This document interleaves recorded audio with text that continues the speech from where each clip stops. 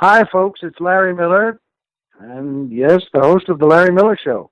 And I was away with a good movie part last week, and what could be a terrific movie. I really think it will be. And I'm back now. It was shot in Western Massachusetts, and the name of the movie is The Man Who Killed Hitler and Then the Bigfoot. And I asked the director, who also wrote it, if I could say that name on the air. He said, absolutely, please. And I think it may be the greatest title in the history of movies. It's deep, and I told him, any interview you do, just say the name of the movie. Just say, have you seen the name of the movie? The Man Who Killed Hitler and Then the Bigfoot. It was terrific, and I'm back now, and I'm looking forward to telling you about it. And yet I'm going away again. I'm working with Jerry Seinfeld on the road in Redding, California, at the Redding Civic Auditorium. And these are, I hate not doing the show, and so does Colonel Jeff. But he picks out a good rerun, and there's going to be another one this week. And there's much to tell you about that movie and working with Jerry, and I'm looking forward to it. Be well, folks, and I'll see you soon.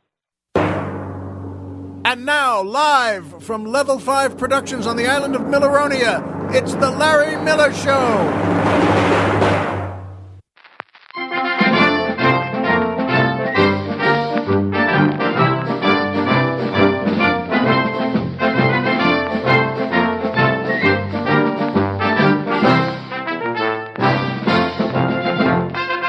Good evening, Mr. and Mrs. America, and everyone who's always wanted to take a hike.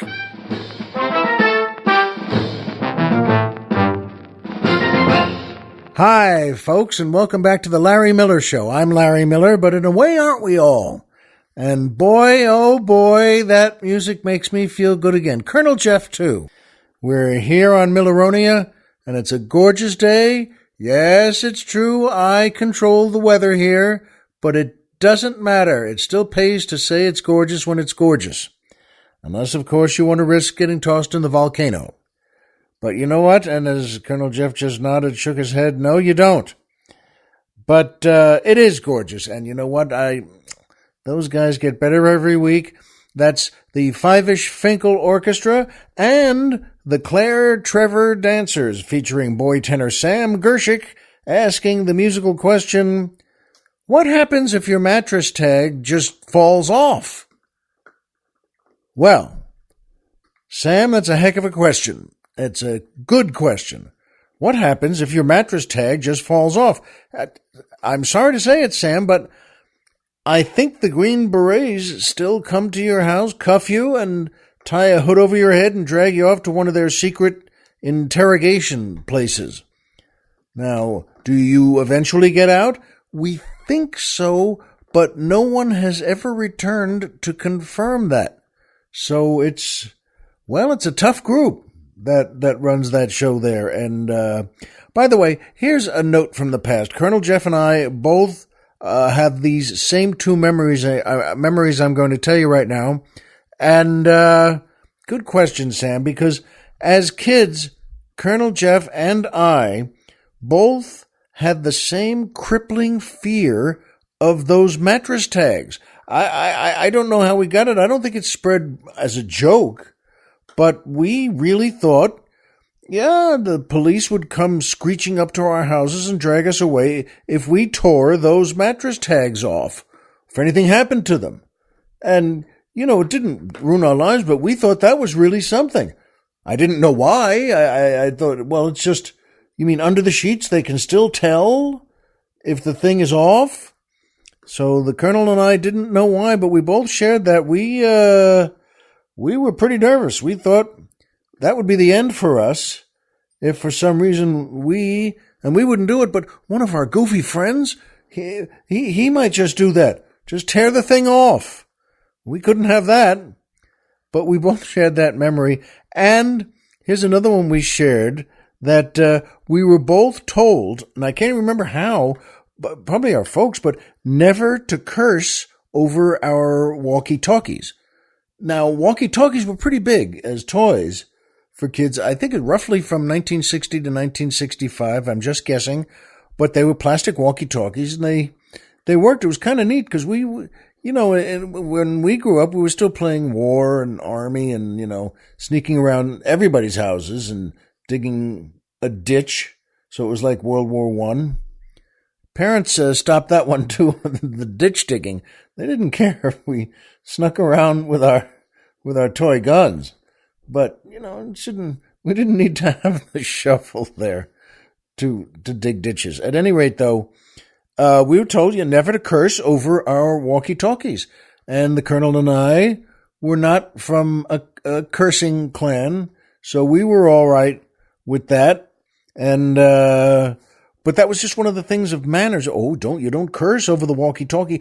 Plus, here's one that we were also told, and we obeyed all these things. We were also told that horsing around on the phone or making crank calls, or we used to call them phony phone calls, that the phone cops were going to get you. And that was, by the way, the group, the phone cops. I don't know how or why or who, but we thought, the phone cops. The first one with the walkie-talkies, that or the mattress tags. Yeah, it was military. I think it was Green Berets or the Army or, Navy SEALs. They were going to come, and we knew they were tough guys. And especially for 8-year-old kids who were still digging a ditch to fight war in. But anyway, horsing around on the phone, no phony phone calls. We did make some phony phone calls, though, by the way. I remember one, there's only one, but I remember it was, we called a place called the Gaelic pub. The Gaelic pub, which was on Long Island in Valley Stream. It wasn't in Dublin, but we called the Gaelic pub, and I remember I was on the phone there, and we thought it was a name. I asked for Bob Gaelic, and to see if he was on. Is Mr. Gaelic there, please? We were obviously just knuckle-headed kids, and the bartender, was just said, "It's the name of the bar." He didn't want to deal with knuckle-headed kids like this. It's the name of the bar. Oh, what? What? We didn't know what that meant. And so we made a couple more to him, not to make him mad, but just to say, wait a minute, he must have been lying. It must be a guy, Jim Gaelic. And so remember we called again, and one of the other kids would get on the phone. Yes, hello, is Mr. Gaelic there, please? It's not, there's no guy. There's no one named that. It's a bar. Name for a bar. And the Colonel just let me know, and I think we might have done this one too, that he would, in the world of phony phone calls, that he and his friends would just pick a name, a telephone number rather, just pick a phone number from the phone book and dial it. And when the guy answered, hello, they'd say, yeah, hi, is Steve there? And the guy would say, no Steve here. Okay. And then 5 minutes later, they'd call back again. Hi, is Steve there? No, there's no Steve here. There's no Steve. Did it a third time. Is Steve there? No, I'm telling you, there's no. And then 5 minutes later, one more call, and one of them would say, oh, hi, this is Steve. Any messages? Which is, well, first of all, you don't want to be the guy being called. That's the truth of it, That's the bottom line of it.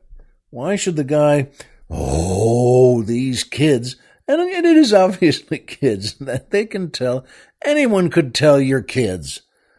Not only because of the good manners on the, oh, hello, is Steve there, please? No one speaks like that. Plus, the voices are higher pitched. Your voices hadn't changed yet. You were just kids. Hi, is Steve there, please? And so, but there you are. That's kids. That's kids in the suburbs or in the farm burbs, the way Colonel Jeff grew up. But in any case, Sam, you know what? Good question. And yes, we mentioned the Five-ish Finkel Orchestra. Five-ish Finkel, God bless him, just passed on. terrific actor. He was, good Lord, 93 years old. And you all know one of his most popular parts was, and he won an Emmy for this, for the David Kelly show Picket Fences. And he played an eccentric lawyer, I think, and a little crazy, but fun to watch. Five-ish Finkel was born in 1922. I just read the obituary today, and in the paper, and he was born in Brooklyn, New York, and he got involved in the Yiddish theater when he was 13. That was big in 1922 too, and he was or 1935 when he was 13, but he got really involved in it, and there were many theaters that, did Yiddish plays. And so was James Cagney, by the way. Most people don't know this. James Cagney could speak fluent Yiddish because he was involved in many Yiddish plays in New York. And then, of course, he went right to being a gangster and becoming a star. But, I mean, he was great. Five-ish Finkel, though, just passed on. And boy, oh boy, what a life he had. And we just wanted to mention him. We picked him to lead our orchestra. God bless him, rest in peace. And he's a great guy. 93, that's pretty good. And he had a lot of hard work and a good amount of success. And God bless you. And I mentioned the Claire Trevor Dancers. I'm going to be talking about her later in something. And I always loved her. She's a great actress. She was from, the 30s and 40s and the 50s too. But boy, and she was gorgeous. And this woman, if you just look at her publicity photos, she could play 6 or 7 different human beings, even in photos. She was wonderful as an actress, just great. She could play sad and dejected and funny and just a great angelic character, or just mean as could be. She was wonderful. And, there's another movie you should see sometime. She was starring with John Wayne in Stagecoach. And boy, oh boy, what a good movie that was. And really launched a lot of those folks, especially John Wayne. In any case, Claire, by golly, great actress and a beautiful woman. God bless you, Claire. And so I just wanted to let you know, folks, and by Amazon and PayPal and my book. Now, Amazon is still the greatest company in the world to me because they do 3 things that no one else can do. Well, 4 if you count being a sponsor. But the main 3 things they do are, 1, order anything you want. Anything you want. Whatever pops into your head, order it. They're going to send it right to you. And number 2, they already have it. They don't even have to ask for it. They don't have to call a company. They don't have to make it themselves. They have it in their giant warehouse that's a mile long and a mile wide and a mile deep and a mile high. That's a big warehouse. I don't care where you're from. But Amazon can do that. And they do it, by the way. And 3, the main thing I just love about them, they send us a percentage of whatever you order. And that's pretty neat. And so here, Colonel Jeff and I get money from Amazon based on whatever you order from them. And that's pretty good because we take that money, as you may know, and we go put it right in a box to save for our next big fancy fried chicken dinner with 2 drinks beforehand in a different place. And so we thank Amazon. Boy, oh boy, I can't wait for another one of those good dinners we go to. And yes, maybe inviting Dr. Chris. Maybe he's still studying clog dancing at the university there. What's the name of that university? That's right, the University of Solvang, Solvang, which is a real university. And clog dancing is, a real thing, as you ought to know. In any case, though, Amazon's just great. If you want to get to them, you could go there. You could just, type it in, go up wherever you are on your laptop or on your iPhone, whatever you have. But don't do that. what you want to do is go to our website, which is LarryMillerPodcast.com. Who's on the mountain? Tom Mix.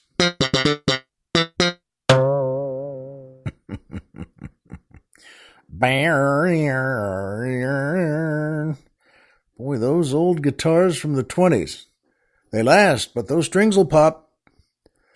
It's true though, folks. What you want to do, go to our website, LarryMillerPodcast.com, and we have a banner that says Amazon. Click that banner and then forget about it. Go take a nap.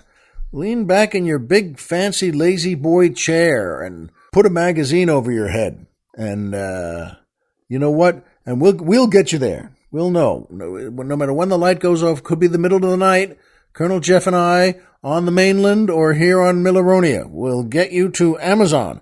And there's another banner there, by the way, for PayPal. PayPal, boy, still a great group, terrific name. And PayPal makes you think you're saving the world when you deal with them. So here's the good way to think of it. If you like my show, and why wouldn't you? And you'd like to send us a few bucks to help out, and why wouldn't you? You know what? You can do it through PayPal. And I don't, instead of saying donate or pay what you like or join the Platinum Committee or something, I'm never that fond of phrases like that. So I always just say, buy us some drinks. That's how to contribute. There are different levels 1 through 5, all the way up to... We're driving to Florida!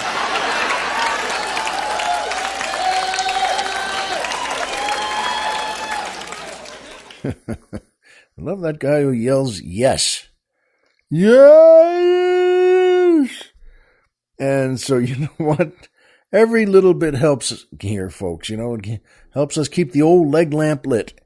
And thank you to everyone who's contributed already. It means a lot.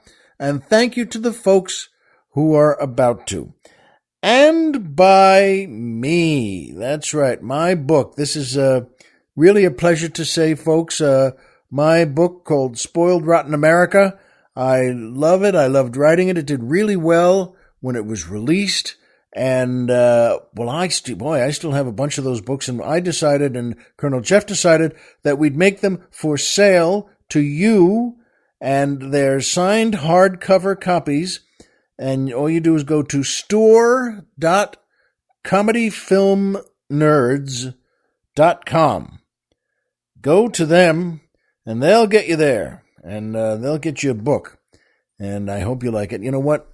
I know you will. So that leads us to my favorite part of the show, the joke of the week. Okay, and this is a good one too. I've said this before, but there's nothing better than a nice joke that makes you smile, makes you laugh, and that you could pass on to friends or loved ones. It's a pleasure to make it part of the show here. So this is the joke of the week. And as I said, the Colonel and I both like this one. So a man goes to his doctor because he has migraine headaches. And he can't take it. He says to the doctor, I have to tell you, doctor, these are killing me. They hurt. And they blind me. I can't even see. I have to lie down. It ruins everything in my life there. And I'm wondering if you can give me something, anything to do to help out. And the doctor says to him, you know what? I'll tell you something. This doesn't come up a lot, but I'll tell you. I used to suffer from migraines too, and they had the same effect on me that they're having on you. They would really destroy that part of the day for me. And wow, they hurt like heck. And I'll tell you what, I was at my wit's end as well. And I'll tell you, I don't get them anymore. These are cured, and I'm going to tell you how, so you can do the same thing. He said, you know what I do? I discovered that when I really feel a bad migraine coming on, he said, I just run in and I make sweet, sweet love to my wife. And those headaches just go away. Boy, nothing has ever helped better. And the patient says, wow, thank you. And the doctor says, you know what? Give that a try. I want you to come back in a month after doing that and let me know how it goes. A month later, the guy comes back in and the doctor says, well, and the man says, doctor, you know what? You were exactly right. And I can't believe how wonderful a cure this was. It just works. And then, oh, and by the way, you have a lovely house.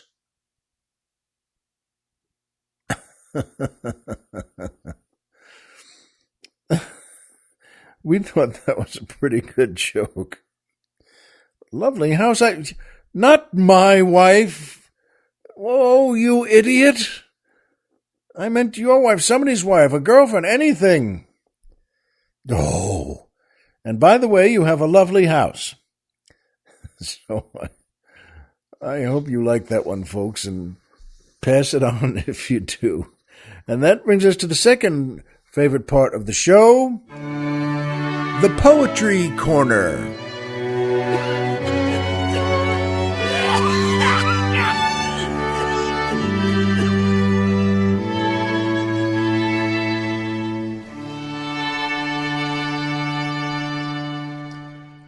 Music still gets me. This is a lovely poem by the great Joyce Kilmer. He was born in New Jersey in 1886, graduated from Rutgers University, and enlisted in the Army 3 days after we declared war on Germany. And in fact, I think he was killed in battle there in Europe in 1918. But God bless him, what a poet he was. And this one is a good one of his called The House with Nobody in It. Whenever I walk to Suffern along the Erie track, I go by a poor old farmhouse with its shingles broken and black. I suppose I've passed it 100 times, but I always stop for a minute and look at the house, the tragic house, the house with nobody in it. I never have seen a haunted house, but I hear there are such things, that they hold the talk of spirits, their mirth and sorrowings. I know this house isn't haunted, and I wish it were, I do, for it wouldn't be so lonely if it had a ghost or two. This house on the road to Suffern needs a dozen panes of glass, and somebody ought to weed that walk and take a scythe to the grass. It needs new paint and shingles, and the vines should be trimmed and tied. But what it needs the most of all is some people living inside. If I had a lot of money and all my debts were paid, I'd put a gang of men to work with brush and saw and spade. I'd buy that place and fix it up the way it used to be, and I'd find some people who wanted a home and give it to them free. Now a new house standing empty with staring window and door looks idle perhaps and foolish like a hat on its block in the store. But there's nothing mournful about it. It cannot be sad and lone for the lack of something within it that it has never known.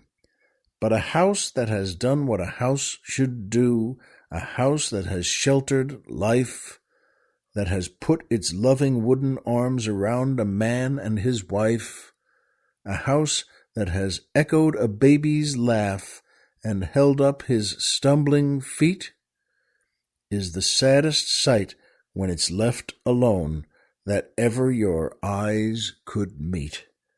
So whenever I go to Suffern along the Erie track, I never go by the empty house without stopping and looking back.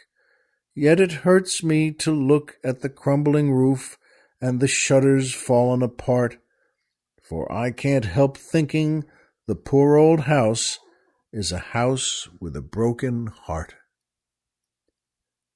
Isn't that nice? Isn't that lovely?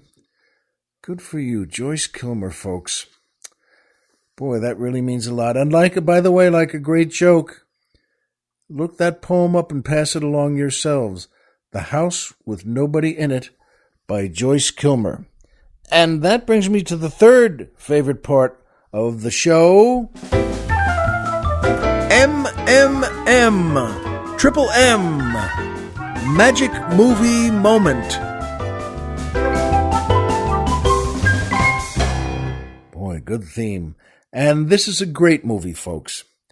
And it's one of the reasons I brought up Claire Trevor before. It's called Key Largo from 1948, directed by John Huston, starring Humphrey Bogart, Edward G. Robinson, Lauren Bacall, Claire Trevor, Lionel Barrymore, Thomas Gomez, Mark Lawrence. It's a great movie. It's so good.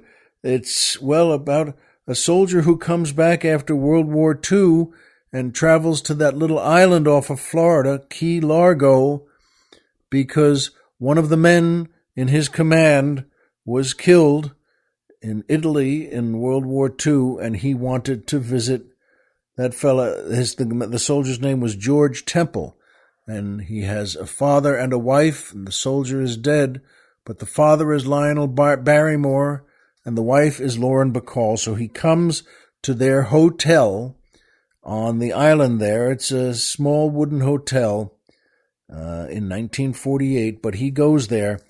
It's a wonderful movie, folks. And as he gets there, he sees, he's not alone. There's a whole other group of fellas there, and you can tell the second you see them, they're not wholesome guys. In fact, they're gangsters. And the leader of the gangsters is Edward G. Robinson, and his character is Johnny Rocco. And boy, oh boy, things go south from there. And they really start spinning around, and his henchmen are just as mean as he is. Thomas Gomez plays Curly, one of the henchmen. He's very good. All these fellas are. But in a second, Robinson does not mean well. Great actor, Edward G. Robinson. He plays, the character he plays here, Johnny Rocco, is a mean man. And he's a narcissist, and he just wants to have one of his henchmen shave him, and he takes a couple of baths or a couple of showers a day, and puts on pretty hot down there in Florida in those days. And this time, though, he's coming there because he was thrown out of the country. He was deported. He was the biggest gangster in Prohibition days, and now he has to live in Cuba, and it's been years and years and years, but he's come back, to commit a crime. And he's come back with counterfeit money. And you know what, folks? He comes back, and who meets him there is Claire Trevor, who used to be his mistress. And Claire was also a singer, a nightclub singer, and Johnny Rocco put her on in his nightclub there, and she was doing very well. She was a hot number and a great singer. And she hasn't seen him, and he hasn't seen her in a long time. About 14 years. And, she's a little unsteady herself. She drinks a lot. She's a drinker. And, as Leonard Maltin put it in his review, she's a boozy moll. And you love her, though. I do, and you do. You will too, folks. And, she goes there to meet him. And we see in a second, her acting is so good. She's not good anymore. It's hard for us. She's a little nervous, and her hands shake a bit, and she wants a drink. And it's only 12 or 1 in the afternoon, and but she has a big drinking problem. And but Johnny Rocco won't give her a drink. He doesn't like the way she's fallen, and he's just a mean man anyway. And he decides, you know what, sing a song, Gay. That's her name as the character, Gay Dawn. And he said, yeah, you used to be great, let me hear you again. Sing a song for one of the old ones. And there's nobody there, by the way. They're just all the characters in the lobby of the hotel. And there's no piano player. There's nobody. There's nothing. But, Claire Trevor really wants a drink there, and so she starts to sing. She's just standing there in a circle with all of them and starts to sing.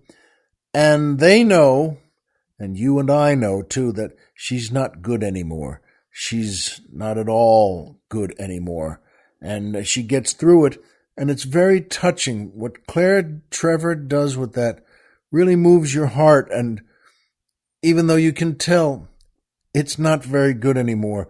And Robinson looks over at his henchman there, Curly, and Curly just looks back at him and shakes his head no lightly, just, They all know that she's no good anymore. And she finishes the song, but now Rocco still refuses to give her the drink, because that's how rotten he is, that you're no good, you don't get a drink, no. And she's sad and shaken and kind of crumbling. And she came all this way to see her old boyfriend, Johnny Rocco, and he doesn't want her, he doesn't need her, he doesn't even like her, he doesn't like anything anymore. And you know what happens, folks? Humphrey Bogart goes over to where the little bar is, and he pours a drink and goes over and hands it to her, which is a great thing to do, especially in this violent, vicious group he's in right there. And that really makes her feel better. And she has more to do and more to go. But that scene for me was always a magic movie moment. The poor thing, Claire Trevor, great actress. And she's just trying to get something back that meant something to her in her life. This old boyfriend who was never very nice anyway, but boy, that's how it goes. And the only good soul in the whole room, Humphrey Bogart, pours her a drink and walks over and hands it to her. And the way she looks at him and the way he looks at her, you realize, you know what? That was a magic movie moment.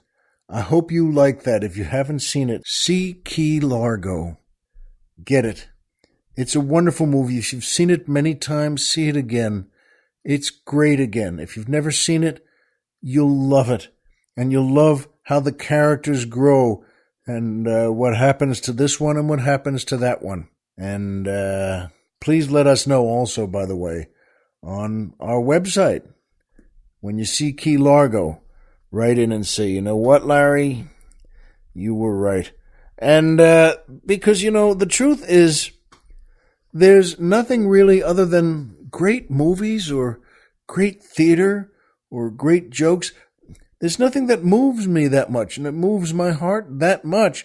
Colonel Jeff and I were talking about this, that we have no interest in politics anymore. Now, I never talk about politics on the show, and I'm not going to this time, but the point is not the politicians. It's the whole nature of... I don't even read the paper anymore. I don't watch the news. I don't like the front page. Every single lead article on the front page is the exact same as the one yesterday and the one tomorrow. It's a terrible way. I don't know why news people, if that's what they are, just keep insisting to peddle out this stuff. I have no interest in it. And, I don't read the papers. I said I don't watch the news. I seriously wish all the political advisors would kill themselves. Is that too strong? No, it's not. I mean, that's the point. You see these advisors blathering on. Well, he said this and she said that. You know what? It doesn't even feel too strong to just want them to blow their brains out. Does anyone watch this stuff anymore? Do you? How many debates were there? 20, 30? Who cares? How long have they all been running? How long do these people run for office? 6 months, 2 years, 5 years? Do you care? I don't. And it reminded me of, does any man come home from work, like old black and white movies, just sit in the chair in his house there in the living room and have a drink and read the paper? I mean, that used to be such a common, popular scene in every movie in 1930, 1940, 1950. Does any man still do that? No, I don't think so. Does he sit there still with the slacks on from his suit and the shirt and tie still on, and took the jacket off and just sits there to have a smoke and a drink and read the paper? I think the paper was better then. He didn't read the paper and say, gee, this thing again, it stinks. And so people don't do that anymore. Is the news cycle upsetting your morning routine? Colonel Jeff was wondering that, because he said, yeah, did you used to read the paper after your morning shower and breakfast, and now you just sit there drumming your fingers? I mean, the truth is, yes, I can't read them anymore. I like the obituary section. I've mentioned that before. Now, I know you're saying, wait a minute, those are dead people. Yeah, but it's like little biographies of people's lives, and they're good people, and it's very interesting to me. I like reading some of the sports section, but that's it. I can't read anymore. I just can't do it. Where I read that lead article again, well, today he said this and she said that. It's the same as yesterday. And we've still got, 3-4 months to go. I can't take it. I would like to suggest to all our politicians and all our political people to switch to what we do here on Milleronia, okay? Our whole election process is 2 weeks, not 2 years, 2 weeks.